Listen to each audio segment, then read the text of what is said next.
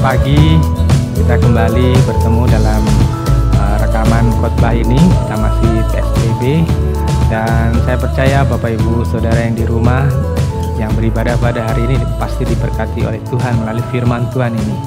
Tema khotbah pada hari ini saya mengambil keputusan yang tepat dan tidak salah. Karena untuk mengambil sebuah keputusan itu kita selalu akan berhadapan dengan banyak pilihan, lebih daripada satu yang pasti.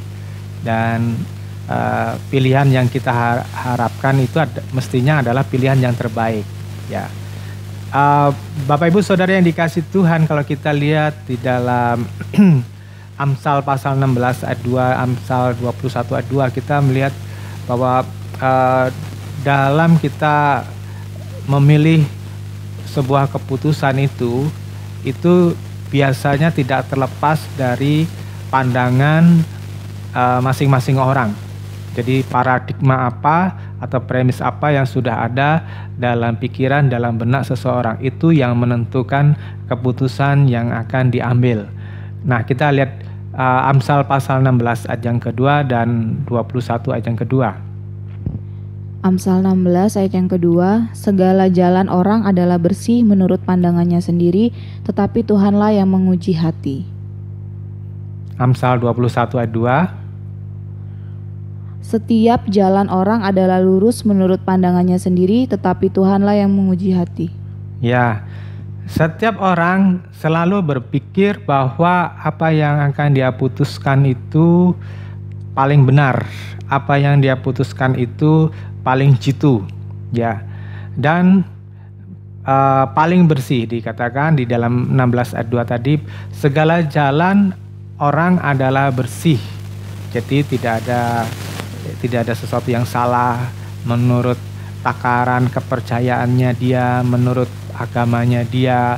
Oh, ini sudah paling bersih, paling benar, begitu, menurut pandangannya sendiri. Tetapi di sini ayat yang kedua tadi, di akhirnya Alkitab mengatakan, tetapi Tuhanlah yang menguji hati. Tuhan yang menguji hati. Yang di dalam pasal 21 ayat 2, setiap jalan adalah lurus. Ya, artinya wah, ini sudah mencapai tujuan nih. Ini sampai sasaran nih, sampai target ini pasti gitu. Sudah sesuai dengan utopianya, iming-imingnya, bayangannya, mimpinya, begitu. Ya, tapi sekali lagi Tuhanlah yang menguji hati. Tuhan menguji hati itu ibaratnya Tuhan menimbang-nimbang, ya, menimbang-nimbang motivasinya, menakar motivasinya, ya. Apa yang kita anggap lurus, apa yang kita anggap benar, apa yang kita anggap bersih dalam pandangan kita sendiri, nah itu Tuhan bisa lihat. Orang lain tidak bisa lihat, diri kita juga mungkin tidak bisa lihat. Karena kita seringkali terkelabui, seringkali kita masih bayang-bayang apakah motivasinya benar, apakah niatnya benar, atau kita sebetulnya punya motivasi terselubung di balik itu. Kita tidak sadar memanfaatkan Tuhan, memanfaatkan orang lain demi untuk tujuan kita. Nah, itu seringkali tidak nyata, bahkan kita sendiri seringkali tidak sadar, ya. Nah, setiap orang harus mengambil keputusannya sendiri-sendiri, dan setiap keputusan akan punya akibatnya masing-masing. Ya, selalu akan ada dampak. Itu sebabnya firman Tuhan katakan ada hukum namanya hukum tabur tuai. Apa yang ditabur itu yang dituai. Jadi kalau kita menabur yang baik, menabur di dalam roh, maka kita akan menuai kehidupan yang kekal. Sebaliknya kalau kita menabur dalam hal yang jahat, dalam hal yang tidak berkenan kepada Tuhan, nanti kita akan menuai kematian yang kekal di neraka. Jadi setiap apa yang kita putuskan itu nanti ada akibatnya, ada tuaiannya. Oleh sebab itu hari ini saya mengajak Bapak Ibu Saudara untuk mengambil keputusan yang benar, keputusan yang tepat. Nah, keputusan yang benar itu, Bu, tadi dikatakan bukan menurut pandangannya sendiri, bukan menurut pandangan kelompoknya sendiri atau bahkan sebagian besar sendiri, tetapi menurut keputusan atau menurut pandangan Allah. Ya, kalau kita hanya memutuskan berdasarkan dari kelompok besar, Nah, itu kita bisa lihat sejarah, kita bisa belajar dari sejarah.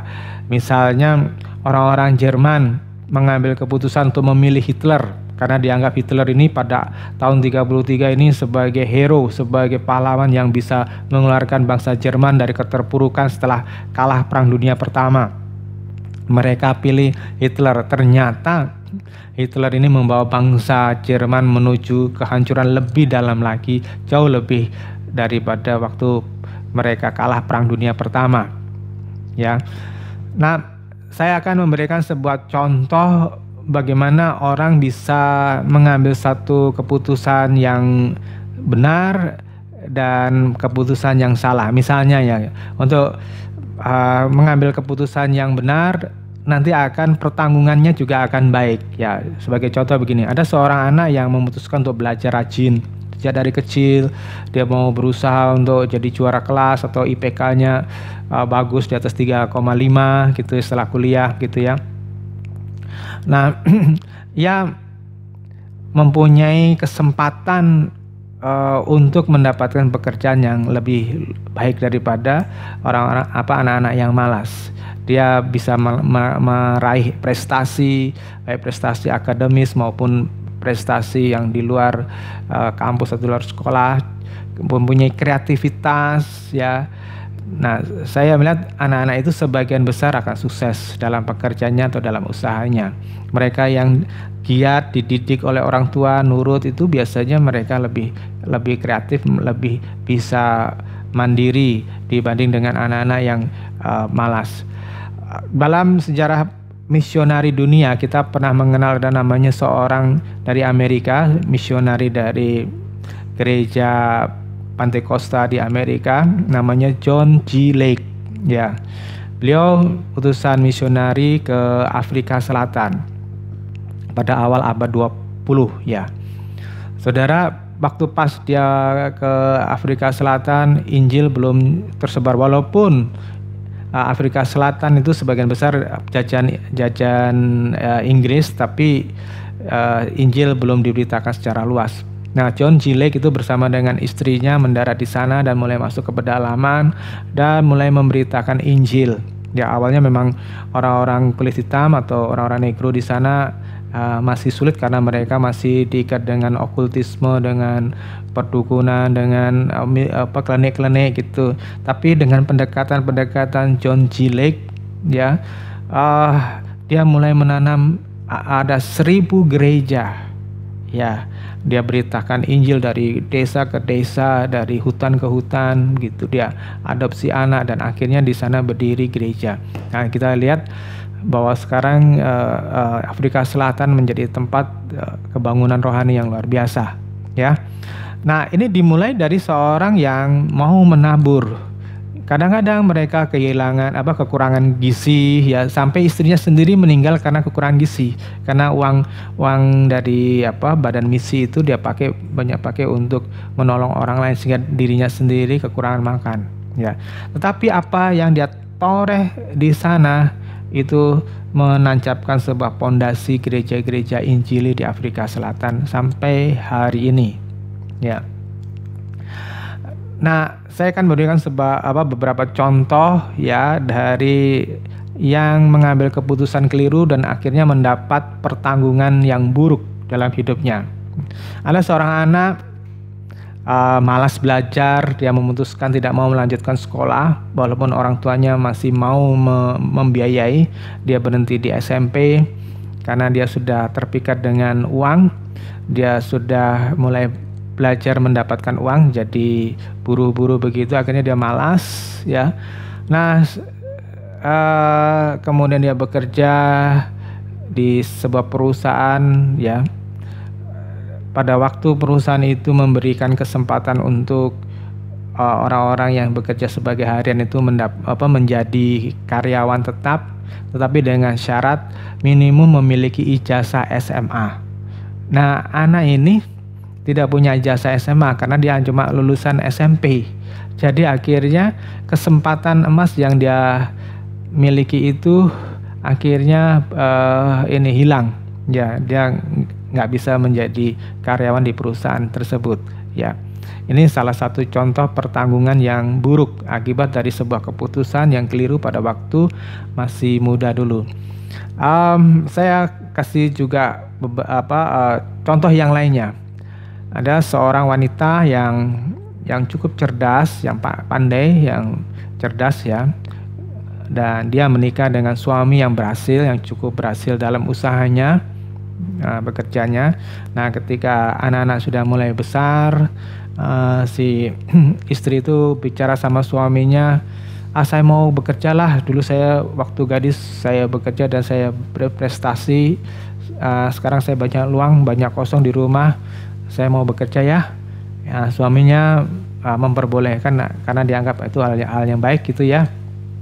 Terus akhirnya istrinya itu bekerja dan memulai suatu bisnis, dan karena cekatan dia berkembang bisnisnya, dia bertemu dengan banyak rekanan. Nah, dia berkenalan dengan seorang pria yang salah satu rekan bisnisnya, dan mereka mempunyai hubungan yang baik, dan lama-lama hubungannya ini jadi salah arah, dan akhirnya mereka saling jatuh cinta dan wanita itu berselingkuh. Sampai pada suatu saat suaminya sendiri membongkar perselingkuhan itu. Saudara, ya itu cukup membuat dia stres. Si wanita itu membuat dia kaget. Dia seperti kayak bangun dari mimpi ketika melakukan perbuatan itu. Terus dia menyesal sekali. Terus kemudian dia akhirnya mengambil keputusan, dia lepaskan pekerjaannya itu. Dia tinggalkan semuanya, bisnisnya, dia kembali mau menjadi istri. Tetapi saudara, nasi sudah jadi bubur. Suaminya terluka hatinya karena suaminya orang Kristen, jadi dia nggak mau menceraikan istrinya.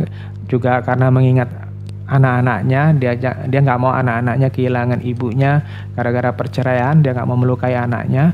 Tetapi si suami ini yang sudah terluka ini mempunyai perasaan yang sudah berbeda dengan sebelum terjadi perselingkuhan itu. Jadi dia menjadi dingin dengan istrinya. Istrinya tahu bahwa itu semua karena kesalahannya dan dia memendam. Akhirnya pada suatu saat dia merasa ada sesuatu yang tidak beres dalam tubuhnya. Ketika diperiksa ternyata dia kena kanker serviks. Suaminya baik sebetulnya, mau mengobati dan mau berusaha untuk mencari dokter yang terbaik, tapi istrinya berkata, nggak usahlah, biaya banyak, mendingan ini untuk anak-anak aja. Ya, dia tetap merasa bersalah, dia memendam rasa bersalah ya sampai dia meninggal. Ya, nah, saudara yang dikasihi Tuhan Yesus, ini salah satu contoh tragis dari seorang wanita yang mengambil keputusan yang salah, akhirnya mengakhiri kehidupannya dengan rasa sedih, rasa penyesalan. Ya, ini yang terjadi pada wanita tersebut. Banyak penyesalan terjadi karena salah mengambil keputusan, tetapi tidak bisa diperbaiki. Ya, kemarin saya memberikan beberapa contoh ya. Kalau seorang tadi, kalau dia malas sekolah, tidak bisa jadi karyawan perusahaan, ya dia masih punya kesempatan. Kalau dia wira swasta rajin, mungkin dia bisa berhasil ya. Kalau dia gagal masuk satu perusahaan yang bonafit begitu ya, dia masuk ke perusahaan yang sederhana, tapi kalau dia rajin terus kemudian naik jabatan, belum tentu dia akan kalah saing dengan temannya yang masuk ke perusahaan yang besar. Ya, tidak ada yang terlambat kalau itu urusan yang bersifat materi atau duniawi. Tetapi ada keputusan yang keliru yang tidak bisa diperbaiki, yang akhirnya akan membinasakan dia selama-lamanya, yaitu kalau dia mengambil keputusan yang berhubungan dengan kepentingan Allah. Kalau dia mengambil keputusan yang salah yang berhubungan dengan kepentingan Allah, maka Allah akan menolak. Itu di Matius 7 ayat 21-23. Nanti kita akan lihat keputusan apa yang berhubungan dengan Allah yang sebetulnya harusnya kita tidak boleh salah memilih. Ya. Nah, penyesalan terjadi terutama karena ketidaksetiaan melakukan kehendak Allah. Ya, manusia kebanyakan ini maunya dewe, ya suka-suka. Bukan suka-sukanya Tuhan, tapi suka-sukanya sendiri. Kenapa? Karena iblis itu mendorong manusia mengikuti apa yang di dalam pikiran manusia tadi dianggap baik, ya, menurut ukurannya. Nah, itu iblis dorong, ayo kamu ambil keputusan ini, keputusan itu, ya, nggak usah pikirin Allah. Saya kasih beberapa contoh lagi, misalnya yang keputusan-keputusan yang keliru dan kemudian akibatnya apa. Misalnya salah memilih teman, ya, kita pilih teman yang nggak bagus, yang brengsek, itu berakibat salah pergaulan, mulai terlibat dengan kebiasaan buruk, misalnya judi, mabuk, ya, tukang malakin orang, preman, pergaulan bebas dan sebagainya. Itu kebiasaan buruk. Lebih parah lagi kalau ini terlibat dengan kriminal, ya, terlibat dengan kriminal, misalnya pemerkosaan, misalnya pencopetan, begal, itu tuh karena pergaulan yang keliru, ya. Nah, biasanya karakter juga menjadi rusak. Mungkin dulu waktu masih kecil anaknya imut-imut, lucu, ya, begitu sudah jadi remaja, jadi nakal, menjadi jahat sekali, ya, karakternya rusak. Keputusan lain yang keliru, misalnya salah memilih jodoh, akibatnya tidak bahagia selama pernikahan, ya, selama berumah tangga, sering cekcok, salah paham, ya, kecewa dengan pasangannya, atau ekonomi kacau karena pasangannya boros atau tukang judi, tukang belanja yang nggak perlu-perlu, ya. Akhirnya anak-anak yang jadi korban, anak-anak tanpa masa depan, ya. Ada orang yang karena egonya keluar masuk perusahaan sehingga pada sampai satu masa tuanya nggak punya tabungan, anak-anak nggak bisa melanjutkan sekolah, ya.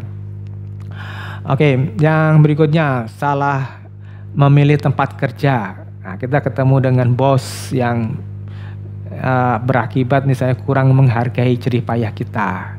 Ketemu dengan bos yang suka menekan, suka memanipulasi, ya, licik begitu. Itu ada orang-orang kayak gitu, hanya memanfaatkan tenaga kita.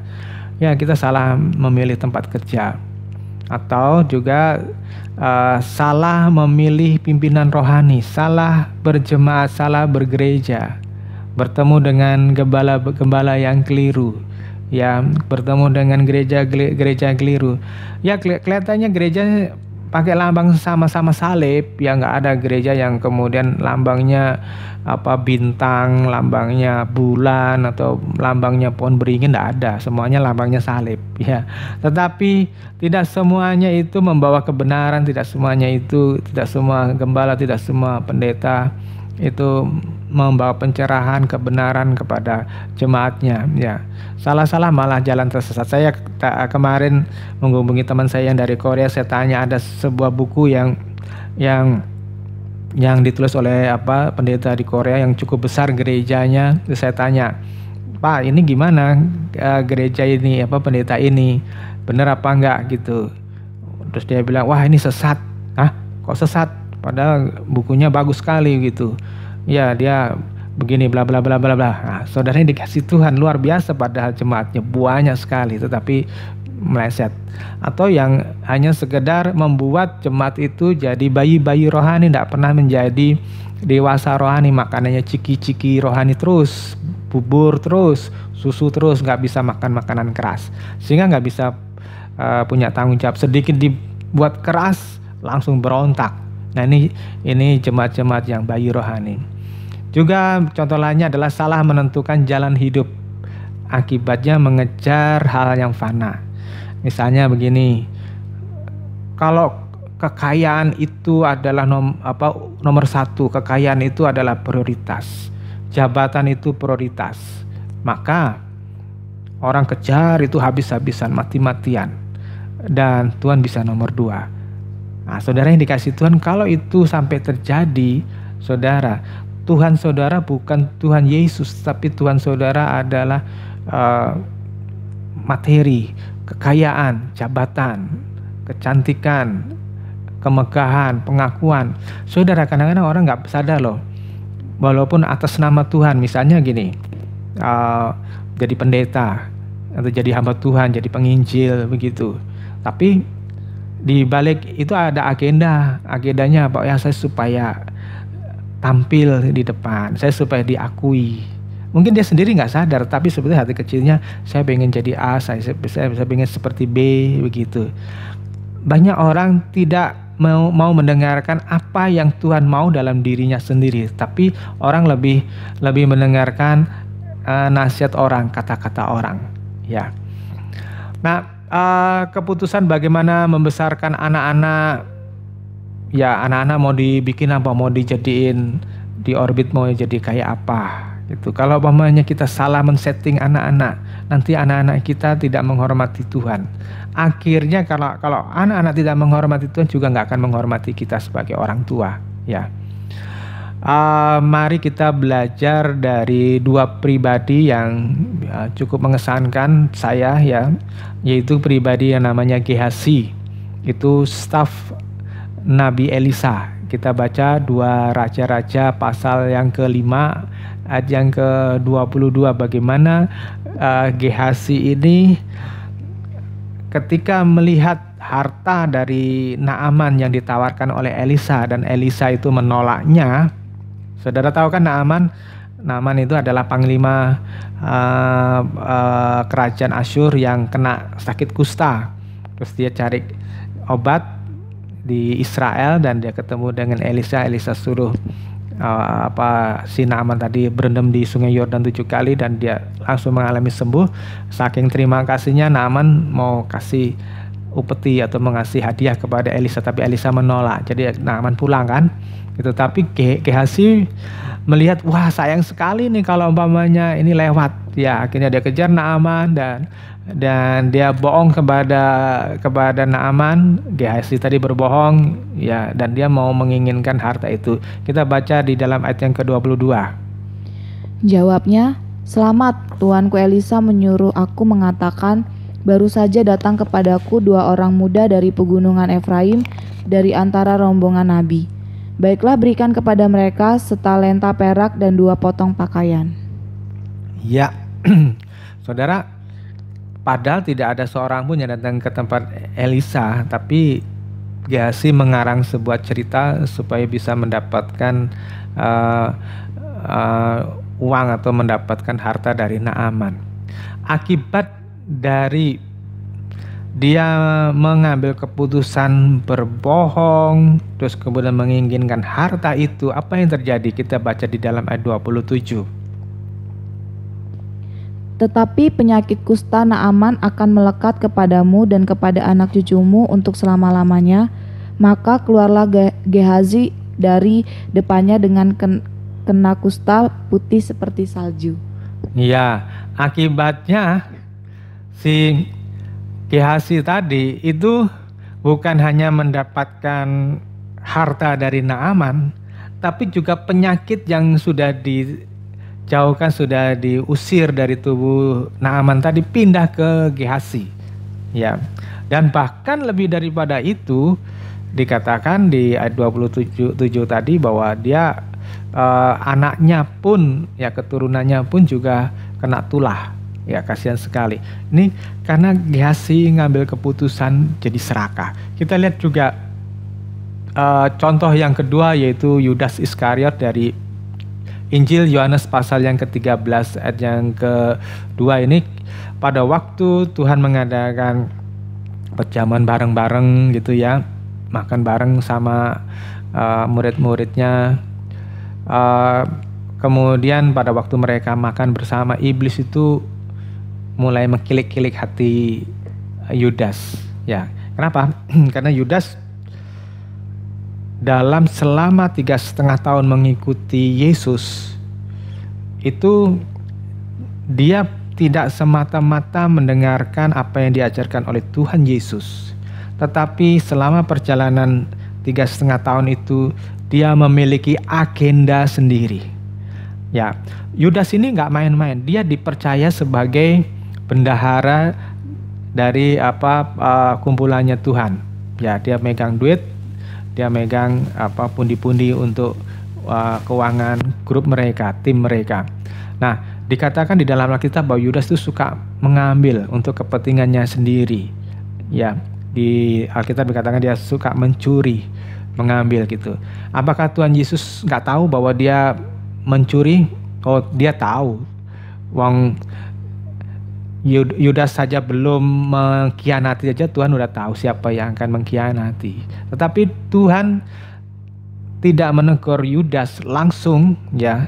Kenapa? Karena Tuhan sudah memberikan banyak contoh kehidupan yang sebagaimana mestinya harus Yudas putuskan, tapi Yudas tidak mau. Nah, di dalam otak Yudas cuma berpikir begini, uang, uang, uang. Kalau Yesus nanti jadi kaisar Israel, aku bisa jadi bendahara, maka aku akan tambah kaya, aku tambah berkuasa. Nah, itu yang dipikirkan oleh Yudas. Dan otaknya yang jalan dan dia cerdas, dia merancang sebuah taktik siasat. Ini sudah 3,5 tahun seharusnya Yesus sudah membangun pasukan tempur untuk mengusir orang-orang Romawi. Kok 3,5 tahun cuma keliling-keliling, udah dapat 5.000 orang malah ditinggal lagi, dapat 5.000 lagi tinggal lagi. Ini Yesus mau ngapain gitu? Masa cuma mau khotbah-khotbah aja? Itu pikirannya si Yudas. Dia pengen membuat Yesus itu lebih greget lagi. Nah, dia punya taktik. Nah, kita lihat apa yang terjadi di dalam Yohanes pasal 13 ayat yang kedua. Mereka sedang makan bersama dan iblis telah membisikkan rencana dalam hati Yudas Iskariot, anak Simon, untuk mengkhianati dia. Ya, perhatikan kata-kata. Iblis telah membisikkan rencana. Kita kemarin sudah belajar bagaimana iblis menguasai 3 area utama manusia, yaitu demonic obsession, demonic possession, dan demonic operation. Nah, orang kalau dia tidak lurus kepada Tuhan, orang ketika dia tidak tulus kepada Tuhan, orang kalau dia membawa agenda-agenda pribadi untuk kesenangan dirinya sendiri, itu akan mudah sekali dibisiki oleh iblis. Ya, iblis akan kasih umpan, ambil ini, lakukan ini. Ya, ini menguntungkan, ini banyak hasilnya nanti, ini luar biasa. Ya, nah, saudara yang dikasih Tuhan, apa yang dibisikkan oleh iblis itu tidak semata-mata jadi penjahat. Yudas tidak jadi penjahat sebetulnya. Yudas bukan penjahat. Dia hanya menciptakan suatu situasi. Dia mau menciptakan suatu situasi di mana kalau Yesus nanti kepepet, dia pasti akan keluar kesaktiannya.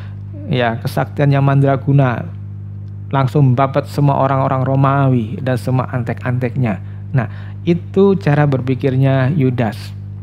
Tapi justru karena dia tidak berjalan sesuai dengan apa yang diinginkan oleh Tuhan, iblis itu memberi umpan. Nah, ketika orang itu terbuka kepada umpan iblis tadi, maka iblis itu masuk, dan kita lihat di dalam ayat yang ke-27.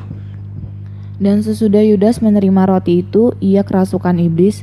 Maka Yesus berkata kepadanya, "Apa yang hendak kau perbuat, perbuatlah dengan segera." Ya, Yudas menerima roti itu dan ia kerasukan iblis. Saudara, ini membuktikan orang Kristen ketika hatinya terbuka kepada pikiran yang jahat, pikiran yang tidak sesuai dengan firman Tuhan, itu kerasukan. Dan saya melihat ada banyak orang Kristen yang kayak gitu. Penampilannya normal, berbicaranya normal, seperti orang waras, seperti biasa. Tetapi di sininya sudah nggak jalan. Itu yang di dalam 1 Korintus pasal yang ke-3 ayat 14 itu, mereka jadi tumpul rohaninya. Nah, saudara, setelah ayat 27 itu kerasukan, Yudas pergi ke imam-imam, terus kemudian bersekongkol bagaimana bisa menangkap Yesus. Ternyata strateginya Yudas itu keliru berat. Kalau kita lihat di Matius 27 ayat 3-5 itu, Yudas menyesal, terus kemudian dia buang duit yang 30 keping uang perak. 30 keping uang perak itu bukan uang banyak loh Pak, Bu, Saudara. Mungkin saudara pikir, wah Yudas menjual Yesus dengan duit banyak. 30 keping perak itu kalau dinilai dengan harga nilai uang sekarang itu tidak lebih dari 300.000 rupiah. Ya, tidak lebih daripada 300.000 rupiah. Jadi sebetulnya kecil kalau dinilai pada waktu itu juga. Ya. Nah, tetapi sebetulnya dia punya agenda yang lebih besar, target yang lebih besar.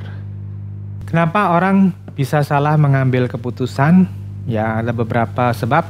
Salah satunya adalah pertama, silau terhadap harta. Yang kemarin kita sudah membahas, orang seringkali melihat ke atas ya. Oh, kalau menjadi bintang film itu yang kaya raya itu bahagia.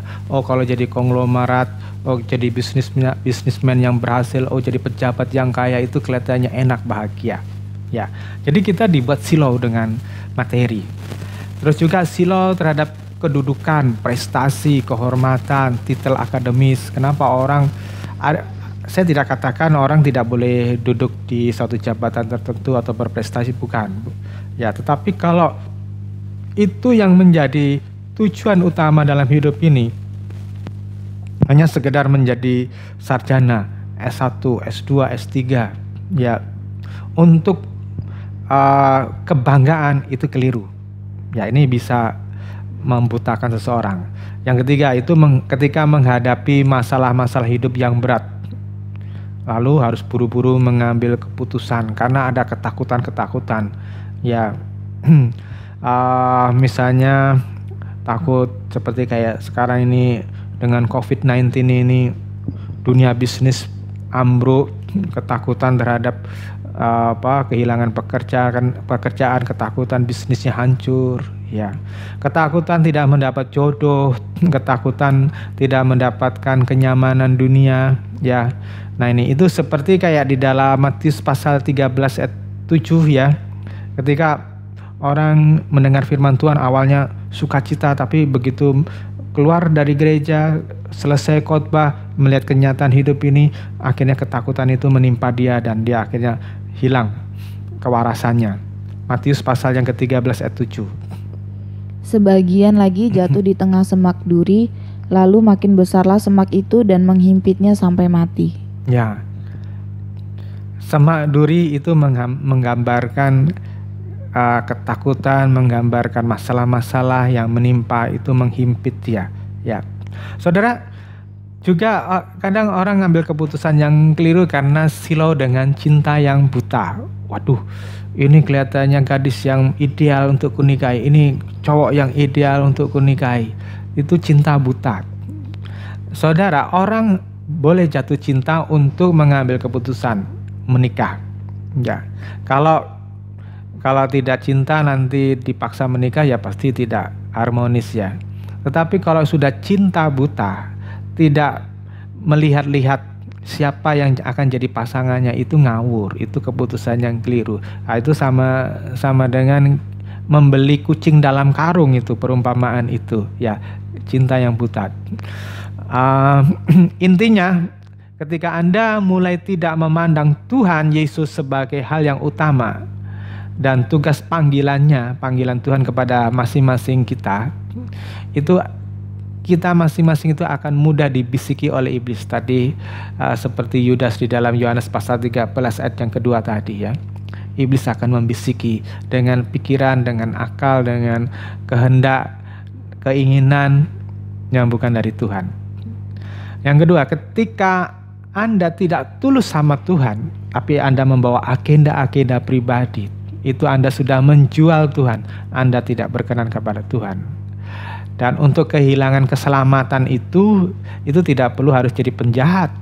Saudara nggak perlu harus jadi pezina. Saudara nggak harus jadi pejudi. Saudara tidak harus jadi pembunuh. Saudara nggak usah jadi penyembah berhala. Saudara nggak tulus sama Tuhan, itu sudah bisa membuat saudara kehilangan keselamatan. Karena Tuhan, firman Tuhan katakan jangan sesat, Allah sekali-kali tidak suka dipermainkan. Ya, Allah tidak mau kita datang kepada Dia hanya sekedar untuk memanfaatkan. Nah, untuk ditolak oleh Tuhan, cukup Anda tidak punya ketulusan melakukan kehendak Allah. Itu yang saya sering ulang-ulang di Matius 7 ayat 21-23. Kalau Tuhan panggil saudara melayani Tuhan, di mana Tuhan tentukan pelayanan itu, jangan pernah pergi.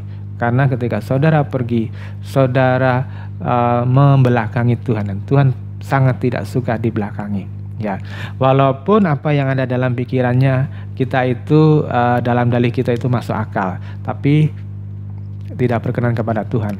Nah, dalam hidup saya ada 3 keputusan besar yang saya tahu bahwa itu saya tidak salah putuskan ketika saya mengikut Tuhan dengan sungguh-sungguh. Ya, tahun 1987 saya mengambil satu keputusan, ya. Terus 88 saya mulai masuk di pelayanan bersama dengan teman-teman Kristen pada waktu itu, walaupun masih sembunyi-sembunyi karena orang tua saya bukan orang Kristen, ya. Nah, dalam keputusan yang saya ambil mulai pada waktu itu, saya ada 3 hal yang saya masih ingat dan saya pandang itu tidak salah. Pertama, keputusan dengan siapa saya menikah. Ya, saya mengambil satu keputusan, saya tidak sekedar menikah dengan wanita cantik atau kaya. Dulu saya muda itu saya punya selera yang tinggi, wanita yang kayak apa yang pengen jadi idaman saya. Tetapi setelah saya mengikuti Yesus, bukan kecantikan, bukan kekayaan yang menjadi patokan saya, tetapi wanita yang diingini Tuhan. Sampai pada waktu itu saya mau menikah, saya ngomong sama Tuhan, Tuhan, apakah dia mau apa yang akan jadi istri saya? Saya minta tanda, dan Tuhan kasih tanda luar biasa. Kami dulu pacaran bukan sebagai orang Kristen, kami bukan berasal dari Kristen, ya. Tapi waktu saya bertobat, saya ngomong sama Tuhan, beri tanda bahwa dia memang mau jadi istri saya. Kalau tanpa saya beritakan Injil, dia mau ikut Tuhan. Dan benar, Tuhan melawat yang sekarang jadi istri saya langsung ketemu pada waktu dia mau sembahyang, menunjukkan dirinya. Nah, saya tahu ini dari Tuhan, ya. Nah, terus yang kedua, keputusan di mana saya tinggal, di mana saya mencari nafkah, dan di mana saya melayani. Waktu saya selesai sekolah Alkitab di Jakarta dulu, saya ngomong sama Tuhan, Tuhan, saya tidak mau melayani di Jakarta. Ya, saya dulu ditawarin oleh dosen saya untuk berangkat jadi misionari di Uzbekistan, di bekas Uni Soviet pada waktu itu. Tapi waktu itu kami sudah baru menikah, terus kemudian istri saya ngomong, kita nggak tahu medannya kayak apa, masyarakatnya kayak apa, janganlah kita ke sana. Nah, terus kemudian ketika Tuhan kirim saya ke Lampung, saya berangkat. Saudara, untuk saya pergi ke Lampung ini, saya harus memutuskan semua ikatan jiwani saya dengan keluarga saya, dengan teman-teman saya yang lama di Jakarta. Walaupun dengan teman-teman saya dulu sudah sangat akrab, ada banyak ibu-ibu rohani saya di sana gitu, tapi akhirnya mereka melepaskan karena saya pergi ke sini bukan untuk cari uang, tapi saya pergi ke sini untuk melayani Tuhan, untuk mengajar dan memberitakan Injil, ya. Nah, inilah yang terjadi sampai hari ini. Hampir 30 tahun saya tetap setia di tempat ini. Dan ketiga adalah keputusan bagaimana saya membesarkan anak-anak dan masa depan saya. Hal yang paling penting yang saya tekankan kepada anak-anak adalah supaya mereka tidak sekedar mau menjadi orang kaya, tetapi saya mendidik mereka mengasihi Tuhan, ya. Tidak peduli apapun hartamu, apapun kekayaanmu, yang penting mengasihi Tuhan dan melayani Tuhan. Saya sehingga nggak pernah khawatir dengan kehidupan masa tua saya nanti. Apakah saya nanti punya uang apa enggak, saya nggak peduli, ya. Dulu saya waktu mengawali kehidupan Kristen saya dengan kondisi yang sangat miskin, nanti tua pun saya juga nggak terlalu peduli apa keadaan ekonomi kami. Kenapa? Karena hidup ini cuma sebentar. Saya paling banter hanya 20-an tahun lagi hidup di dunia ini. Masakan 20 tahun ini saya buang sia-sia, ya, yang seharusnya saya tetap bertahan untuk melayani Tuhan. Nah, banyak orang salah mengambil keputusan, masalahnya karena mengeraskan hati ketika Tuhan mengirim seseorang untuk menasihati kita. Ya, ada banyak cara Tuhan untuk mengingatkan kepada kita, tapi kita seringkali keras hati karena kita sudah punya paradigma atau premis tersendiri. Ini yang harus kuputusin, ini yang harus kulakukan, ini yang harus kukerjakan. Ya.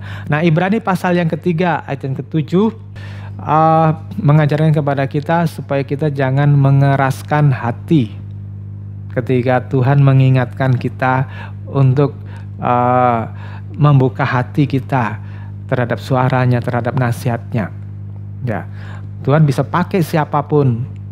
Ya, Tuhan bisa pakai cara apapun, bisa mimpi, bisa suara desibel, dan bisa melalui orang lain atau melalui hikmat yang Tuhan berikan pada kita. Ya, Ibrani pasal 37. Sebab itu, seperti yang dikatakan Roh Kudus pada hari ini, jika kamu mendengar suaranya, janganlah keraskan hatimu seperti dalam kegeraman pada waktu pencobaan di padang gurun.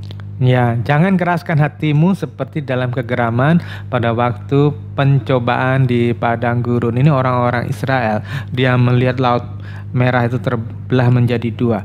Dia melihat bagaimana orang-orang Mesir dan rajanya Firaun itu tergulung di dalam lautan. Tetapi apa yang terjadi ketika mereka masuk padang gurun, mereka mengeraskan hati, tidak mau tunduk kepada Tuhan. Ya.